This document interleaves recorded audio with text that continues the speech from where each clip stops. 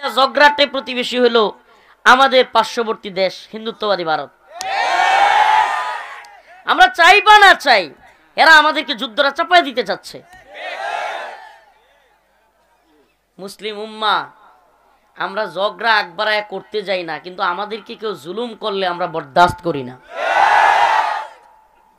কিছুক্ষণ আগে আমাদের যে এলাকা পূর্বদলা, ওই সীমান্তে থেকে একজনে ফোন দিল, বললো হুজুর এদিকেও ঝামেলা হইতেছে। এদিকে একবার আমাদের বাড়ির ওইদিকে দুর্গাপুর সাইডে প্রত্যেকটা সীমান্তে পায়ে পাড়া দিয়া ঝগড়া বাঁধাইতে চাচ্ছে। এটার কারণ কি জানেন? এগুলি জানতে হবে, জাতির জানা খুব জরুরি। আমাদেরও মন চায় আমরা নামাজের ওয়াজ করি, রোজা সামনে আসতেছে, রোজা রাখার কথা সবাইকে বলি, রোজার সময় যাতে গ্যাস্ট্রিক না হয় এটার ওয়াজ করতে আমাদেরও মনে চায়, বয়ান করতে আত্মশুদ্ধির বিভিন্ন বিষয়ের। কিন্তু জাতি যখন দুর্দিনের মধ্যে, জাতি এবং দেশ, ইমান, দিন এগুলোই যখন হুমকির মুখে, তখন আমলি বয়ান আলোচনা এগুলো করতে লোক তো আছেই, লোকও আছে, অনেক লোক আমলি মানুষ আছে, ইসলাহি বয়ান করেন, তাআল্লুক মা আল্লাহর আলোচনা করেন, আলহামদুলিল্লাহ ভালো। কিন্তু আমি চিন্তা করেছি এই উম্মতকে দাওয়া, ইরদাদ, জিহাদ, শাহাদাতের বয়ান করব, যাতে করে হিন্দুত্ববাদী ভারত আক্রমণ করলে মুসলমানরা দাঁত ভাঙা জবাব দিতে পারে। এই জন্য এই আলোচনাটা আমি করি। আমি চেষ্টা করি পুরা জাতিকে বোঝানোর, ও জাতি সজাগ হও, ঘুমন্ত থেকো না, মনে করিও না খুব সুখে আছো, নাউজুবিল্লাহ হাসিনা চলে গেছে মানে বাংলাদেশ খুব সুখে আছে। আরে বাবা, একটা কথা মনে রাখবেন, ৭৫ পরবর্তী ৬ বছর বাংলাদেশের রাজনীতি যারা বোঝে, ৭৫ পরবর্তী ৬ বছর ৮১ পর্যন্ত প্রাক্তন প্রাইম মিনিস্টার শেখ হাসিনাকে ৬ বছর ভারতে রাইখা রয়ের প্রজেক্টে হিন্দুত্ববাদীদের একেবারে প্ল্যান অনুযায়ী ব্রেন ওয়াশ করে তাকে বাংলাদেশের প্রধানমন্ত্রী হিসেবে পাঠানোই হয়েছিল এদেশের ইসলামপন্থীদেরকে, আলেমদেরকে ধ্বংস করার জন্য। তার সময়কালটাতে আপনি দেখেন ইসলামপন্থীদের অবস্থা কি ছিল। আমার এই থিওরির সাথে, আমার এই তত্ত্বের সাথে আপনি মিলা দেখেন, তার ক্ষমতার সবটা সময় আলেমদেরকে, ইসলামপন্থীদেরকে কি পরিমাণে মেসাকার করছে। এখন সাজানো গুছানো সংসার, সাজানো গুছানো পুতুল, এটাকে যখন আমরা লাথি মেরা ভারত পাঠাই দিছি, এখন এখন আগুন লেগে গেছে। এখন চিন্তা করছে, সুবহানাল্লাহ, আল্লাহ পাক কোরআনের আয়াতে বলতেছেন, এই কথাগুলো আমার না, আল্লাহ বলতেছেন, ইয়া আইয়ুহাল্লাযীনা আমানু লা তাত্তাখিযুল ইয়াহুদা ওয়ান নাসারা আউলিয়া। ও চাচা, ইন্দে একদিকে লাইট ধরে, এদিক থেকে লাইট ধরে, আপনার ঘর কি লাইট বেশি হয়েছে কিশোরগঞ্জের মানুষের? চোখে মুখে লাইট ধরেন। মোবাইল না, সরাসরি বড় লাইট। ইয়া আইয়ুহাল্লাযীনা আমানু লা তাত্তাখিযুল ইয়াহুদা ওয়ান নাসারা আউলিয়া বা'দুহুম আউলিয়াউ বা'দ ওয়া মান ইয়াতাওয়াল্লাহুম মিনকুম ফাইন্নাহু মিনহুম ইন্নাল্লাহা লা ইয়াহদিল কওমাজ যালিমিন।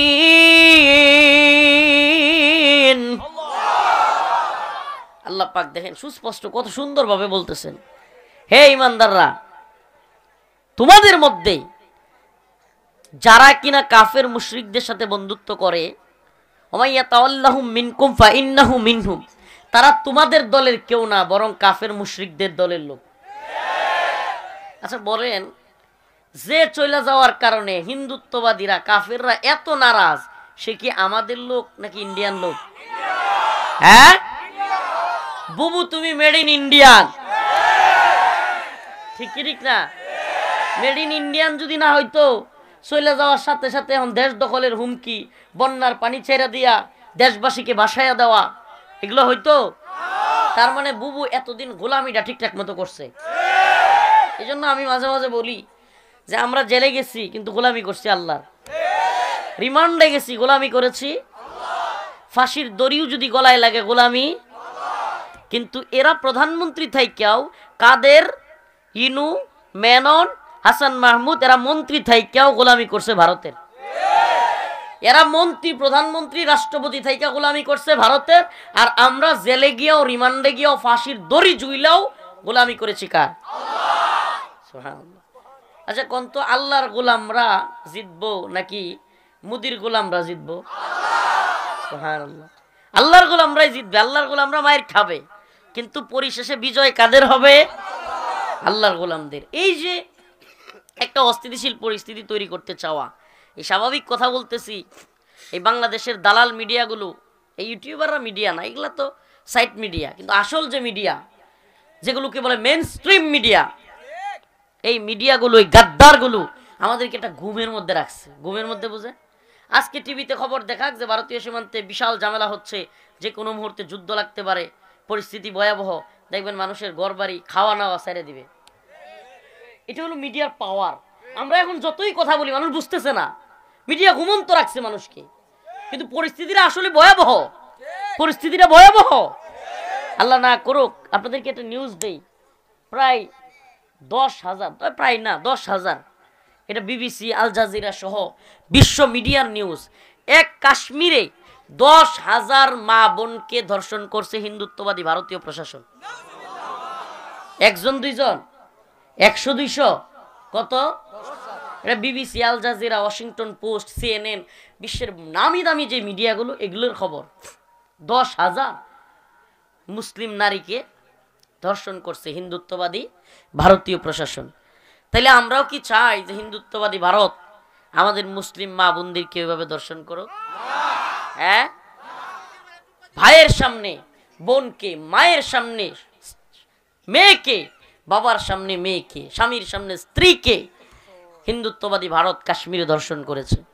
এমনকি মিডিয়াগুলোতে এসছে ধর্ষণ হলো এদের অস্ত্র। কিরকম?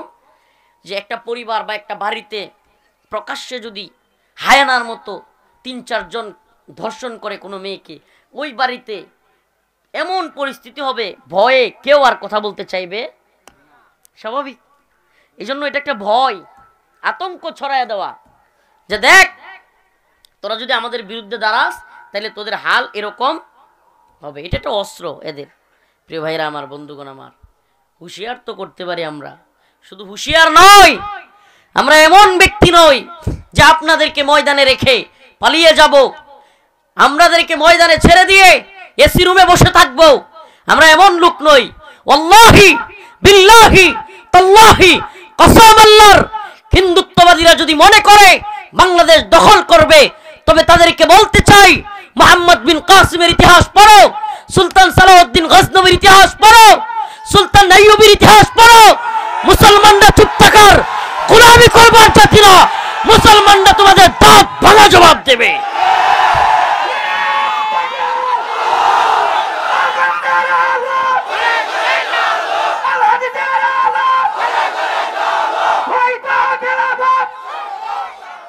আগে বুঝে স্লোগান দিয়েন, আগে বুঝে, হয়তো শরীয়ত নয়তো শাহাদাত, ইম্মা শরিয়া ওয়া ইম্মা শাহাদা। এই গোলামি না আজাদি, বুঝেই না। ভারতের গোলাম হইবেন, রাজাকারগিরি করবেন? কি মনে করছেন পাকিস্তান হামলা করার পরে যদি রাজাকার পায়া থাকে, ভারত হামলা করলে আওয়ামী লীগের রাজাকার পাইতো না? ও মা, কি কোন আমনে? প্রথমে আওয়ামী লীগ কইব যে বিএনপি আর জামাত হেফাজতের ঘরবাড়ি ভাঙ। ইন্ডিয়া হামলা করছে কে? ইন্ডিয়া। আপনি বিশ্বাস করেন না? এটা একেবারে নতুন প্রজন্মের সবচেয়ে বড় রাজাকার হইব আওয়ামী লীগ, ছাত্রলীগ। কারণ এরা চিন্তা করবে যে ইন্ডিয়া এখন আমাদের লোক, আমগরে ক্ষমতায় বসাবে। দরকার তো ক্ষমতা, দেশ গুল্লাই যাক, দরকার ক্ষমতা। আমাদের দরকার কি? গোলামি না আজাদি? আমরা কি গোলাম হব? সুবহানাল্লাহ। আমরা কারো গোলাম না, আমরা আল্লাহর গোলাম। আমরা এই পৃথিবীর কারো গোলামি করি? করেন? বলেন না করেন? আমরা এই পৃথিবীর কারো, এই যে ইসরায়েলে একটা জিনিস নিয়ে আসছে, মাশাআল্লাহ, দেখছেন না? এই যত ওয়াজ করবো তবুও মানুষের ওয়াজ যাবে না কানে। ওই দিন একেবারে দিনের প্রোগ্রামে যশোরে, এই প্রোগ্রামে বলে আসলাম, ইকুইফিনা এই পণ্যটা হলো ইসরায়েলি। এটা কি? কিনলে ইকুইফিনা, কোকা কোলা, 7 আপ, এরপরে হইলো কি বলে পেপসি, এই সমস্ত পণ্যগুলোর টাকা সরাসরি ইসরায়েলি হানাদার বাহিনীর কাছে যায় এবং ওই টাকা দিয়ে অস্ত্র কিনে মুসলমানদের সন্তানদেরকে হত্যা করে। এই হলো অবস্থা। অতএব মুসলমানদেরকে বুঝতে হবে। আচ্ছা, একটা জিনিস মনে রাখবেন, এই শুনেন, এলাকায় ঝগড়াটে লোক পাওয়া গেছে, মনে করেন খুব ঝগড়া করে, খালি মামলা করে, টাকা পয়সা খরচ করে, আপনাকে হয়রানি করে। আপনি তার এই হয়রানি বন্ধ করতে চান? প্রথম বুদ্ধি হলো তার আয়ের উৎস বন্ধ করে দেন। প্রথম বুদ্ধি, মামলা করার টেহা না পাইলে ও তো লাফালাফি করতো না, কথা কয় না? টেহা যদি না থাকে এত লাফালাফি করতো? তাহলে ইসরায়েল টাকা পায় আপনার কাছ থেকে। ইসরায়েলের বিকাশ নাম্বার হলো এই ইকুইফেনা পানি, কিনলে পানি, ইসরায়েলের বিকাশ নাম্বারে আপনি টাকা দেন, আর ইসরায়েলে এই টাকাটা যায় আপনার আমার মুসলিম সন্তানদেরকে গুলি করে তারা হত্যা করে। এই অস্ত্রের টাকা দিচ্ছেন আপনি, নাউজুবিল্লাহ, বুঝতেছেনও না। এখন হিন্দুত্ববাদীদের সাথে আল্লাহ না করুক ঝামেলা হবে। লা ইলাহা ইল্লাল্লাহু মুহাম্মাদুর রাসূলুল্লাহ। তো যে কথা বলতেছিলাম, ইসরায়েলের বিকাশ নাম্বারে টাকা পাঠাইতে রাজি আছেন? হিন্দুত্ববাদী ভারতের বিকাশ নাম্বারে টাকা পাঠাইতে রাজি আছেন? এই যে একটা বিষয় কি দেখেন, বিজেপি বলেন, সেনাবাহিনী বলেন, দেশের জনগণের সাপোর্ট ছাড়া, স্বতঃস্ফূর্ত অংশগ্রহণ ছাড়া কোনো জাতি বিজয়ী হইতে পারবে না। আমার ওই দিন খুব ভালো লাগছে একটা ছবি দেখিয়া, ভিডিও দেখিয়া, এক চাচা মিয়া মাশাআল্লাহ দাও একটা লইয়া বিজেপির পিছনে গিয়ে বয়ে রয়েছে। এই চেতনাটা দরকার। শুধু রাষ্ট্রীয় বাহিনীতে যারা থাকবে তারাই শুধুমাত্র বিপদে বা দুর্দিনে সীমান্তে যাবে, তারাই পাহারা দিবে, বিষয়টা এমন নয়। বরং রাষ্ট্রীয় বাহিনীর মধ্যেও অনেকে গাদ্দারি করতে পারে, অসম্ভব না, অনেকে গাদ্দারি করতে পারে। কিন্তু আপনার আমার দিন ইমান ভূখণ্ড রক্ষা করার দায়িত্ব আমার, আপনার, আমাদের সবার। আস্তে আস্তে আবার কারেন্ট চলে আসছে। উন্নয়নের যে জোয়ার হাসিনা বাবু দিয়া গেছিল, আমাদের ইউনুস কাকু ধরে রাখছে, উন্নয়নের জোয়ার ধরে রাখছে। উনিও খালি ব্যাট বাড়তেছে, ট্যাক্স বাড়তেছে। হ্যাঁ, উনারা এক একজন সবক খালি উন্নয়ন উন্নয়ন। আসল সমস্যাটা কোথায় জানেন? এই জাতি কখনো বুঝবেন, আল্লাহ মাফ করুক, হয়তো বুঝবে সামনে আরো কিছুদিন গেলে, কোরআন সুন্নাহ ব্যতীত শান্তি মুক্তি কামিয়াবি আসবে না। রাষ্ট্র ব্যবস্থায় কোরআনী শাসন ছাড়া শান্তি মুক্তি কামিয়াবি সম্ভব না। এটা যেদিন বুঝবে জাতি, সেদিনই শান্তি আসবে। আপনি কি জানেন 3 বছর হয়েছে আফগানে তালেবান ক্ষমতা নিছে? কয় বছর? 21 সালের আগস্ট মাসে 3 বছর কিছুদিন। এর মধ্যে আফগানের মুদ্রা পুরা পৃথিবীর সবচাইতে পাওয়ারফুল মুদ্রা। আলহামদুলিল্লাহ সুম্মা আলহামদুলিল্লাহ যে আফগানের মন্ত্রীরা, সিনিয়র বড় বড় নেতারা, মন্ত্রীরা অফিসে যায় পায়ে হেঁটে, রিক্সা দিয়া, সাইকেল দিয়া। সুবহানাল্লাহ কর। আর আমাদের চেয়ারম্যানের বাড়ি গাড়ির অভাব নাই। চেয়ারম্যানের বউয়ের এক গাড়ি, চেয়ারম্যানের মাইয়ার এক গাড়ি, বাচ্চার এক গাড়ি। অভাব আছে? কন্যা অভাব আছে? এগুলো কি লেগা চুরি করতে পারে জানেন? আস-সারিকু ওয়াস-সারিকাতু ফাকতাউ আইদিয়াহুমা। আল্লাহ পাকের ওই বিধান যে চোর এবং চুন্নি, আল্লাহ চোরের কথাও কইছে, সুন্নির কথাও কইছে। তাহলে ক্ষমতায় বয়ে বলে যে সুন্নিও থাকবো কিছু, সুন্নিরারও আল্লাহ কইছে হাত কেটে দেওয়ার কথা। চুন্নিদেরও সাজা কি? আস-সারিকু ওয়াস-সারিকাতু। উলামায়ে কেরাম এখানে আছেন, চোর এবং সুন্নি। ফাকতাউ আইদিয়াহুমা, উভয়ের চুরি করলে শাস্তি হলো আইদিয়াহুমা, তাদের হাত কেটে দাও। তাদের কি কেটে দাও? চেয়ারম্যান চুরি করলেও হাত কাটা, উপজেলা চেয়ারম্যান চুরি করলেও হাত কাটা, চোর যদি এমপি হয় হাত কাটা, চোর প্রধানমন্ত্রী হইলেও। একবার যদি হাত কাটার এই বিধান বড় কোন নেতা মন্ত্রীর হাত কেটে দেওয়া হইতো, সুবহানাল্লাহ, প্রকাশ্যে, আরো কোন মন্ত্রী চোরের চিন্তাও করতো? সুবহানাল্লাহ। এটা কোরআনী বিধান। কোরআনী বিধানগুলো অনেক সুন্দর। আর দুনিয়াবি বিধানের অবস্থা কি? আমি কারাগারে ছিলাম, আমার পাশের রুমে এক চোর ছিল, পাশের রুমে খালি চিল্লাইতো, এই বিড়ি দে বিড়ি দে। আরে আর চিল্লানিতে ঘুমাইতে পারতাম না। রাতে 2টা, এই কারারক্ষীরা, এই এরা থামান, ঘুমানো যাইতেছে না। আসতো কারারক্ষী, চিল্লাইয়া কতক্ষণ বিড়ি 2টা দিত, শেষ। কিছুদিন পর সে অসুস্থ হয়ে গেছে, নাম বলতে চাচ্ছি না, ও যদি শুনে কষ্ট পাবে। আমাদের বয়ানগুলো অনেক সময় কারাগারেও যায়, মেমোরির মাধ্যমে। কারাগারেও এলইডির ব্যবস্থা আছে, তো মেমোরির মাধ্যমে অনেক বয়ান ভিতরে শুনে আমরা দেখছি। যদি ওর কাছে যায়, নাম বললে এটা কেমন দেখা যায়, নাম বললাম না।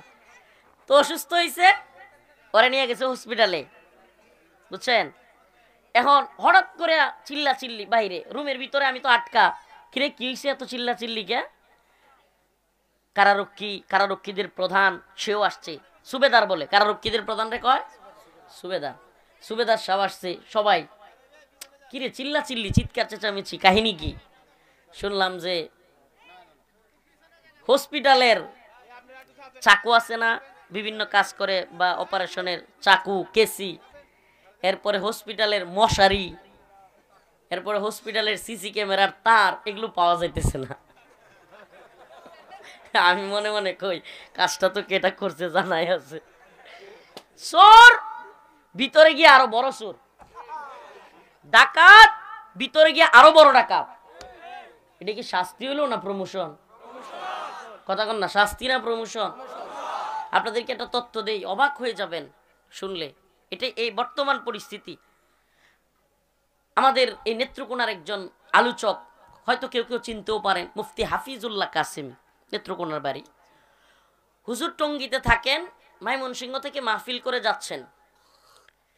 গাজীপুর পার হওয়ার পরে চৌরাস্তা তার গাছ নামক স্থানে 7-8টা যুবক রড নিয়া, রামদা নিয়া, চাপাতি নিয়া, জ্যামের মধ্যে, ঢাকা ময়মনসিংহ বিশ্ব রোডে, কোনো জঙ্গলের ভিতরে না, ঢাকা ময়মনসিংহ বিশ্ব রোডে চাপাতি, রামদা, রড নিয়া মামার গাড়ি একেবারে ভেঙে দিছে, চূর্ণ বিচূর্ণ, একেবারে গাড়ি গ্লাস টাস ভেঙ্গে। এরপরে মোবাইল, টাকা পয়সা, ব্যাগ যা ছিল, টুপি, এমনকি টুপি, রুমাল, এগুলাও নিয়ে গেছে। মনে হয় নামাজ পড়বো, সব নিয়ে গেছে। এই অবস্থা। আমি গিয়ে আন্দোলন করলাম, আমি নিজে গিয়ে মামারে নিয়ে, এলাকাবাসী নিয়ে, ওই টঙ্গী পূর্ব থানা অবস্থান নিয়েছিলাম, অনেক মানুষ নিয়ে গেলাম। ওমা দারোগারা কয় হুজুর, ওসি একজন আসছে, বলতেছে তদন্ত ওসি, হুজুর আমরা ধরি, 5-7 দিন ভিতরে গিয়া থাকে, আবার এরা বের হয়ে আসে, আবার এরাই চিন্তাই করে। আচ্ছা, কথাগুলো শুনলে কেমন জানি মনে হবে না যে প্রশাসনও অসহায়? এটা মনে হয় বন্ধ হওয়ার সুরত নেই। এদের কথাগুলো শুনলে মনে হয় না যে এটা বন্ধ হওয়ার সুরত নাই। মানে বেআইনটাই আইন, মানে এই খারাপ কাজটাই কি হয়ে গেছে আইন। মানে তাদের কথা শুনলে মনে হয় যে তাহলে কি করা লাগবে? কয় যে হুজুর এদের পক্ষে উকিল দ্বারা এই চুরি ছিনতাইয়ের মামলা দেয়, জামিন পায়ালায়। আচ্ছা আমাকে বলেন, এই রাস্তার মধ্যে, জ্যামের মধ্যে, বিশ্ব রুটে, একটা দেশের প্রধানতম সড়কে, বিশ্ব রুটে যদি একজন আলেমের গাড়ি ভাঙচুর করে টাকা পয়সা সবকিছু, মোবাইল নিয়ে যায়, এটাকে আপনি চিন্তাই বলবেন নাকি ডাকাতি বলবেন? এই দিনে দুপুরে ডাকাতি করার পরেও আপনি যদি চিহ্নিত করতে না পারেন, এদেরকে কঠিন থেকে কঠিন শাস্তির মধ্যে না আনতে পারেন, তাইলে বোঝা যায় না যে এই সমস্যাটা শুধুমাত্র সরকার কিংবা অমুকের তমুকের না, প্রশাসনের না, বরং এই সমস্যাটা হলো সিস্টেমের। সিস্টেম অচল হয়ে গেছে, সিস্টেম অচল। এখন সিস্টেম লাগবে কোরআনের। ধরো দইরা পিছন দিক থেকে এদের হাত মোড়া করে বাইন্দা, হাত পা ভেঙ্গা একেবারে ঘুরাইয়া দাও, আরো ডাকাতি করবি? সাহস আছে? উল্টা দিক থেকে হাত পা কাইটা দিলে সাহস আছে আরো ডাকাতির? এখন এই আইনটা তো হবে না। এই যে বললাম না, ভিতরে গিয়ে আরো কি করবে, চুরি করবে। আপনারা ভিতরে গেছেন কিনা কেউ? ভিতরে ইয়াবা পাওয়া যায়, এই যে এটা সব পাওয়া যায়, হেরাই বেছে, গাঁজা পাওয়া যায়, হিরোইন, তারপর দামি দামি ইয়াও পাওয়া যায়। কি আশ্চর্য কথা! বরং আশ্চর্যজনক বিষয় হলো ভিতরে নেশা দ্রব্যের দাম বাইরের চেয়ে কম, খুব বেশি না, সহজলভ্য, সস্তা। যারা নেশা করাছো সব ভিতরে চলে যাও, বাবা খাইতে পারবা গিয়া, যাও। আস্তাগফিরুল্লাহ, আস্তাগফিরুল্লাহ ওয়া আতুবু ইলাইহি। একটা উম্মতকে, একটা জাতিকে ধ্বংস করার সবচেয়ে সহজ তরিকা কি জানেন? ওই জাতিকে হয় অশ্লীলতা ছড়াইয়া দাও, নাইলে নেশাগ্রস্ত করে দাও। আমাদের জাতিটাকে হিন্দুত্ববাদী ভারত যখন দেখলো যে এরা যদি ইসলামের দিকে ধাবিত হয়, শিক্ষিত সমাজ তৈরি হয়, তাইলে এরা ভারতের গোলামি করবে না। তাইলে কি করতে হবে? এদেরকে নেশায়, মাদকের মধ্যে, অশ্লীলতার মধ্যে ডুবায় রাখতে হবে। ভারত থেকে যেই পরিমাণ নেশাদ্রব্য বাংলাদেশে আসে, এবং আমারে বলেন এরা আমাদের সীমান্তের মধ্যে গরু আনতে গেলে গুলি করে মেরে ফেলে। কোনোদিন শুনছেন যে ইয়াবা আনতে গিয়া কিংবা ফেন্সিডিল আনতে গিয়া ভারতে যেটা দিছে এবং বাংলাদেশে যেটা আনছে এগুলোরে গুলি করছে? শুনবেন না। বেশিরভাগ শুনবেন কাঁটাতারের বেড়ার কাছে গরু আনতে গেছে, মেরে ফেলছে। কিন্তু ওই যে মাদক যেটা চালান করে ওইটারে বিএসএফ গুলি করতে দেখবেন না, কারণ উভয় সীমান্তেই টাকা পয়সা আদান প্রদান হয়, তারপরে এরা নেশাগুলো নিয়ে আসে। প্রিয় ভাইরা আমার, বন্ধুগণ আমার, এই জন্য বললাম আল্লাহর সাথে এটা ব্যবসা। মনে আছে আলোচনা?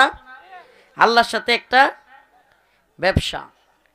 ইন্নাল্লাহ ইশতারা মিনাল আমার কিছু কোয়েন না বাবা, আমি কথা বলতে ইচ্ছুক, কিন্তু সত্যি কথা বলি, এখনো যে বৈশা আছি কথা বলতেছি, এটা এই মানুষগুলো আসছে আশাবাদী হইয়া। এই জন্য সত্যি কথা, আপনি এনে যদি বসানো হয় আপনি বুঝবেন এটাতে কি পরিমাণ আলোচনার প্রস্তুত। আল্লাহ মাফ করুক, মনে কিছু নিয়েন না, আপনারে ভাই কিছু বলি না, কিন্তু আপনার মানে দূরদর্শিতা কম। একটা মাইক কোনায় দেওয়া দরকার ছিল যাতে করে মঞ্চে আওয়াজ আসে, এটা করেন নাই। যাক, ভুল হয়েছে। আসলে অন্যান্যদের মতো চিৎকার চেঁচামেচি করে আপনার দলে লাভটা কি হবো? নিয়তে গর্বর। ভাইরাল বক্তা দেখতে আসলে এই নিয়ত করলে তো এমন সাউন্ড সিস্টেম পাওয়াই যাবে। যদি নিয়ত সহি থাকে যে আমি হুজুরের কথাগুলো শুনবো এবং আমল করব, তাইলে এরকম হওয়ার কথা ছিল না। আমলের সমস্যা, কি বলে, নিয়তের সমস্যা আছে আমার মনে হয়। আল্লাহ আমাদেরকে মাফ করুক, বলেন আমিন। আর হুজুরে বলেন আমিন। ইন্নাল্লাহ ইশতারা মিনাল মুমিনিনা আনফুসাহুম ওয়া আমওয়ালাহুম বিআন্না লাহুমুল জান্নাহ ইউকাতিলুনা ফি সাবিলিল্লাহ ফায়াকতুলুনা ওয়া ইউকাতালুন।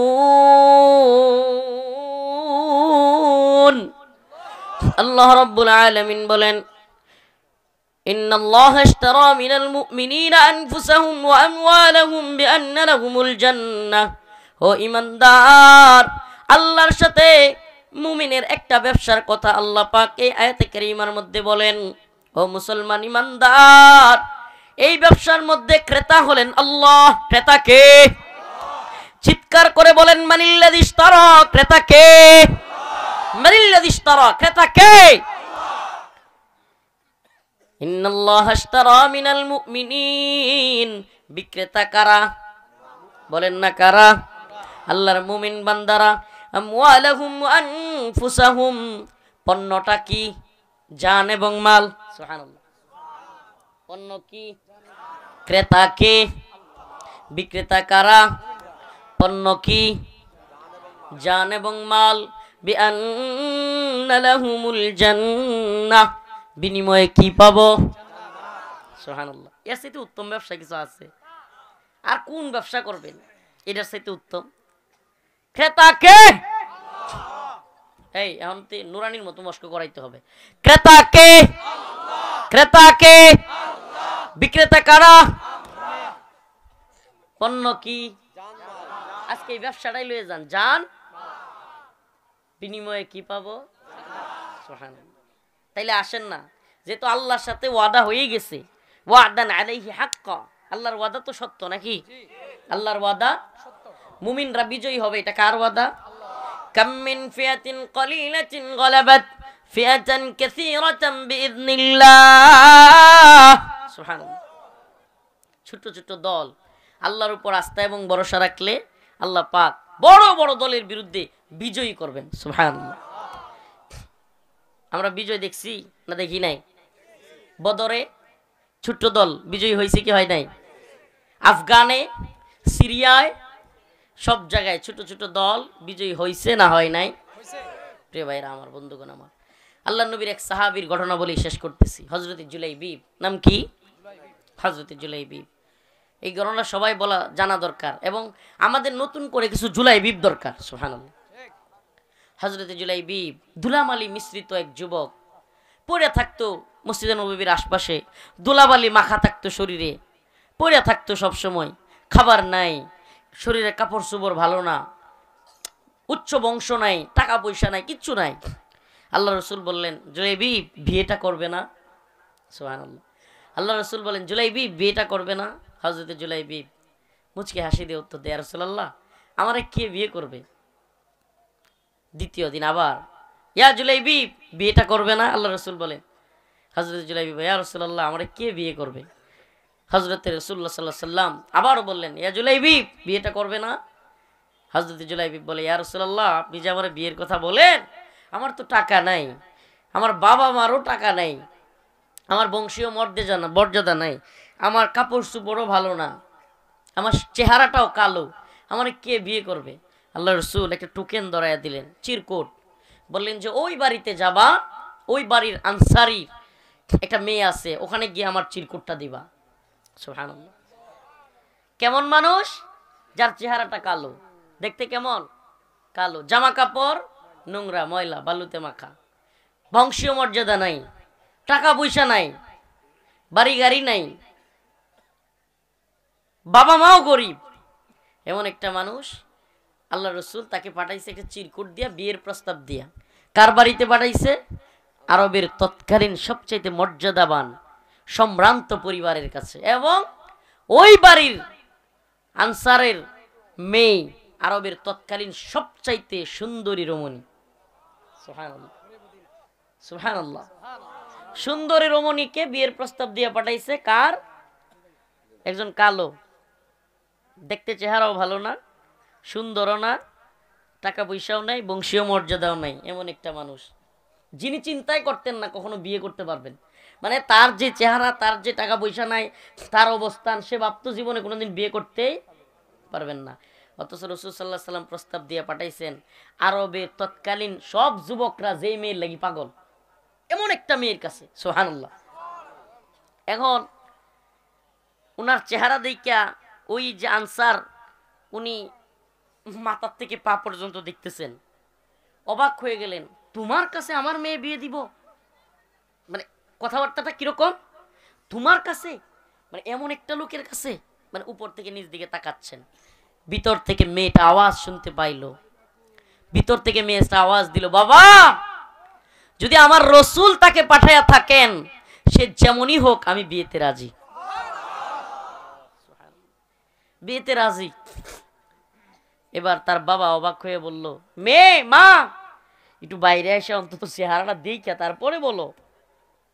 মেয়েটা আবার জবাব দিল, বাবা, চেহারা যেমনই হোক আপনি খালি কনফার্ম করেন আমার রসুল পাঠাইছে কিনা। যদি আমার রসুল সাল্লাল্লাহু আলাইহি সাল্লাম পাঠাইয়া থাকে, যেই চেহারার হোক, আমি তাকে বিয়ে করতে রাজি। সুবহানাল্লাহ বলেন। এখন তো মেয়ের বাবা মারা টাকা পয়সার বড় চাকরিজীবী আর ইয়া সারা বিয়েই দিতে চায় না। আর মেয়েরাও দিন শেষে আল্লাহ মাফ করুক, আল্লাহ মাফ করুক, কি দেখবেন বিয়ের জন্য? বিয়ের জন্য সুন্নাহ হলো সর্বপ্রথম দেখা দিন, দিন।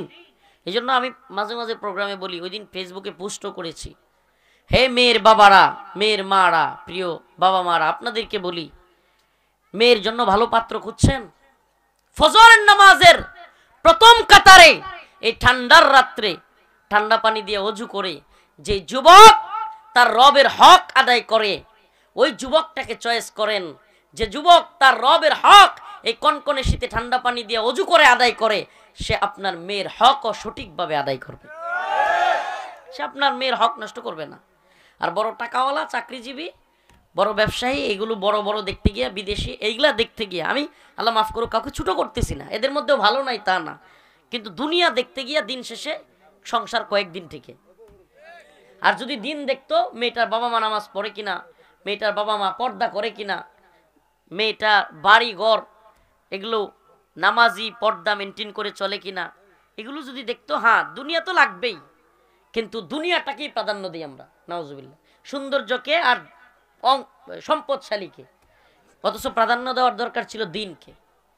তো যাই হোক, হযরতে জুলাইবি বিয়ের ব্যবস্থা হয়ে গেল, সুবহানাল্লাহ, মেয়েটা রাজি হয়ে গেল, বিয়েও হয়ে গেল।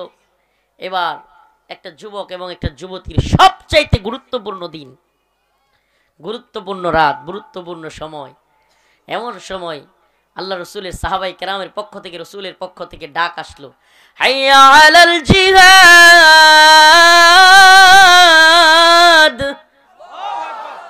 এসো জিহাদের দিকে। ময়দানে চলে আসো, রসুলের পক্ষ থেকে ডাক আসছে।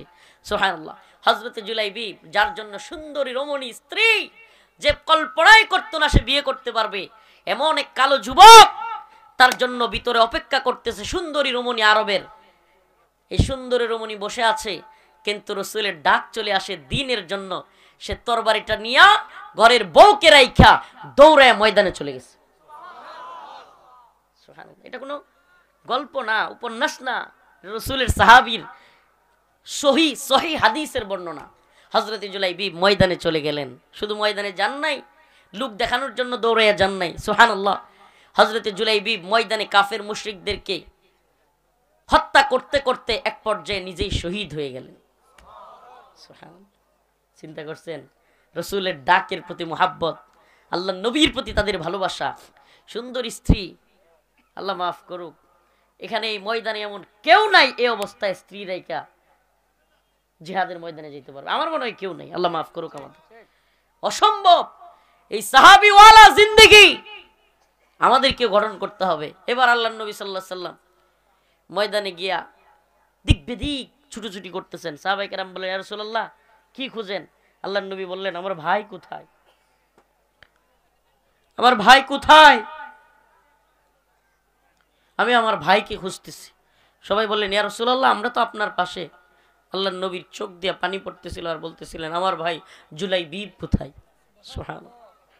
ঘুরতেছেন, হঠাৎ করে দেখলেন শহীদদের সারির মধ্যে হযরত জুলাইবিবের লাশ। সুবহানাল্লাহ। ও প্রিয় যুব সমাজ, এই দুনিয়ার রঙিন স্বপ্ন দেখা বাদ দাও। হিন্দুত্ববাদী ভারত আমাদের উপর একটা যুদ্ধ চাপায়া দিচ্ছে। অতএব আমাদেরকেও প্রয়োজন হলে হযরত জুলাইবিবের মতো শাহাদাতের নজরানা পেশ করবার জন্য তৈরি থাকতে হবে। আমি আমার ছেলে বয়স মাত্র 4 মাস চলে, কারাগার থেকে বের হয়ে বিয়ে করেছি। 4 মাস বয়স, মুহাম্মদ বিন কাসিম। তার নামের অনুসারে আমি আমার সন্তানের নাম রেখেছি মুহাম্মদ বিন রফিক।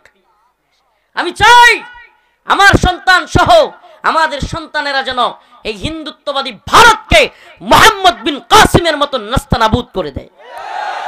যারা আমাদের দেশকে, আমাদের দ্বীন ঈমানকে ধ্বংস করে দিতে চায়, আমরাও তাদের বিরুদ্ধে দাঁত ভাঙা জবাব দেওয়ার জন্য নিজেরা তৈরি হব, আমাদের সন্তানদেরকেও প্রয়োজনে শাহাদাতের নজরানা পেশ করবার জন্য তৈরি করব। ইনশাআল্লাহ। রাজি আছেন তো? ইনশাআল্লাহ। নাসরুম মিনাল্লাহ ওয়া ফাতহুন করিব। আল্লাহ পাক আয়াতে কারিমা যেটা বলেছেন, ইন্নাল্লাহা আশতারা মিনাল মুমিনিন আনফুসাহুম ওয়া আমওয়ালাহুম বিআন্না লাহুমুল জান্নাহ ইউকাতিলুনা ফি সাবিলিল্লাহ ফায়াকতুলুনা ওয়া ইউকতালুন। আল্লাহর ওয়াদা সত্য। আল্লাহ বলেছেন তোমরা মরো এবং মারো। সুবহানাল্লাহ। দ্বীনের প্রয়োজনে শুধু মায়ের খাওয়া সুন্নত না, এবং বুঝার কথা বুঝেন, দ্বীনের প্রয়োজনে শুধু মায়ের খাওয়া সুন্নত না, মায়ের দেওয়াও সুন্নত। খাওয়াও সুন্নত, দেওয়াও সুন্নত। খালি মায়ের খামু না, প্রয়োজন হলে দ্বীনের জন্য, ঈমানের জন্য, ভূখণ্ড রক্ষার জন্য প্রয়োজন হলে মায়ের দিব। ইনশাআল্লাহ। রাজি আছেন? ওয়াদান আলাইহি হাক্কা। আল্লাহর ওয়াদা সত্য। ওয়াদা কি? ইন্নাল্লাযীনা আমানু ওয়া আমিলুস সালিহাত কানাত লাহুম জান্নাতুল ফিরদাউসি নুজুলা। সুবহানাল্লাহ। ওয়াদা কি? আল্লাহর ওয়াদা একেবারে সহজ। যারা ঈমান আনবে, নেক আমল করবে এবং আল্লাহর পথে চলবে, তাদের জন্য রয়েছে জান্নাতুল ফিরদাউস। ইন্নাল্লাযীনা কাফারু মিন আহলিল কিতাব ওয়াল মুশরিকিন ফি নারি জাহান্নাম। এটা আল্লাহর ঘোষণা। আর কাফেররা, মুশরিকরা কোথায় যাবে? জাহান্নাম। আল্লাহর কথা পৃথিবীর কোন বুদ্ধিজীবী উল্টাইতে পারবে? আল্লাহ নিজে বলছেন কাফেররা যাবে কোথায়, মুমিনরা যাবে কোথায়। আল্লাহ পাক আমাদেরকে জান্নাতের পথের সৈনিক হিসেবে কবুল করুক। আল্লাহ পাক আমাদেরকে জাহান্নামের পথ থেকে রক্ষা করুক। ওয়া আখিরু দাওয়ানা আলহামদুলিল্লাহি রাব্বিল আলামিন। আসসালামু আলাইকুম ওয়া রাহমাতুল্লাহ।